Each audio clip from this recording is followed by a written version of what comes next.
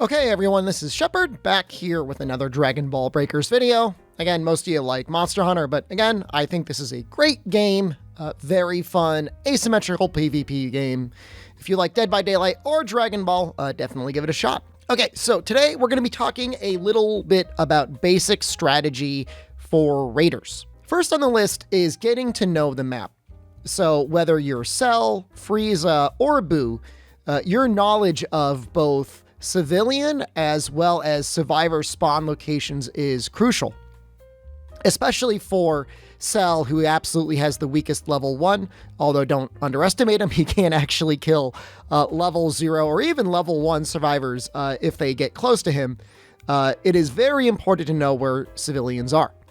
For Cell, eating 2 civilians at his max evolution charge will level him up to level 2 quickly. And for Frieza, if you get lucky and you find a Namekian without a Dragon Ball, this too is usually worth the time it takes to eat them. As for Buu, it's not as helpful to eat the civilians, so you definitely want to go out of your way to try and find any sort of people running around. But that being said, if they are very sneaky, and especially with Sapovich's basically non-existent ability to track survivors, you may want to find a couple of civilians to munch on early on in the game. So whether you are any of the raiders now or in the future, make sure to really get familiar with the map locations. I mean, this is going to take a little bit of time, but you could always use the practice mode, run around, and find out where the various civilians spawn and kind of where they are. I find that the audio in the game can be very tricky. So audio location as it is isn't perfect, but if you've been studying the civilian spawn locations, that will help you out greatly. Second on the list is just be familiar with how your raider is going to progress into the end game. So right now we have 3 raiders in the game. We've got Cell, Buu, and Frieza. Cell excels, especially early in the game, has pretty much the easiest time getting to level 3. His larva will almost always guarantee you'll get to level 2. And then his level 2 has some of the best tracking in the game. He's got key tracking, so if you know that there's survivors in an area, you should almost always be able to find them. Not only that, but level 2 Cell, his key blasts are pretty good. They come out very fast at hitting the different survivors as they run around. They come out pretty quickly. Frieza, on the other hand, his level 1 is really great. It doesn't do a ton of damage to the normal raiders, but it does have a very good tracking, so it's very good at picking off people at level 0. Buu, on the other hand, Sapovich, is an absolute beast. If you're not being 2v1'd, level 1 Sapovich does a ton of damage. I have seen fights that have gone on before where people ran around as level 1 Sapovich, clearing people out, but if you want to be careful about the end game, leveling up to 2 and then especially 3 is very important. Level 2 Buus get destroyed all the time because they don't focus down an individual survivor and eat them.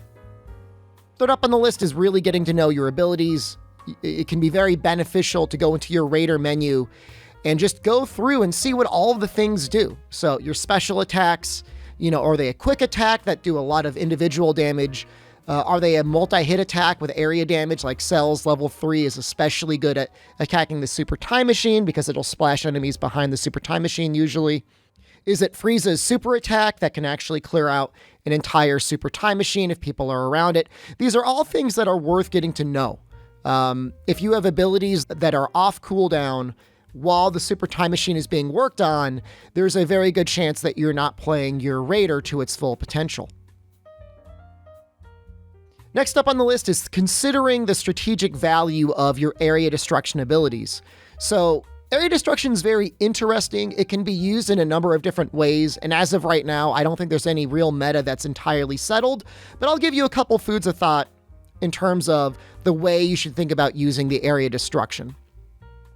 So first and most simple on the list, if for some reason you're concerned about areas that are going to be powered up, and then give the Super Time Machine a base bonus, you could always use your area destruction on a area that has not yet had the power key set.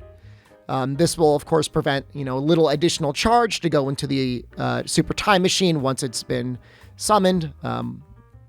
That's okay, but I would find that the extra 10, 20, or 30% isn't necessarily as big of a deal as when you have actual survivors working on it. Next up, things to consider are destroying the areas that have vending machines or high concentrations of civilians. Usually city areas have 2, 3, 4, or more vending machines that the survivors can run around in, especially at the end game when most survivors are going to be flush on Zenny. They'll be maxing themselves out on the energy cubes or using the cooldown drinks, which will make it a lot harder for you in the end game. Another final consideration is, say you've downed 2 or 3 survivors in one area, and you don't necessarily want to be chasing around other survivors, but you also want to kind of take out an area. So if you've got 2 or 3 survivors that are down in an area, you don't want to camp too hard, you can consider using your ultimate destruction there. It'll continue to count down their timer, and it'll prevent the other people from going in. So you'll both be denying them an area that they can run around and hide in. You could be denying them resources that they would otherwise grab, and you can also be denying the cooldown time on those survivors that are being revived there. Okay, so that's going to be it for now. Hopefully the video helped you out a little bit. If you have specific questions, requests, let me know down in the comments below. Stream pretty much every day over at twitch.tv/SDShepard. We'll be going into some more of the minutia over the next couple days. Specific survivor loadouts, more specific raider sort of strategies, things like that. Until next time, though, thanks for watching the video. Good luck, and have a good hunt.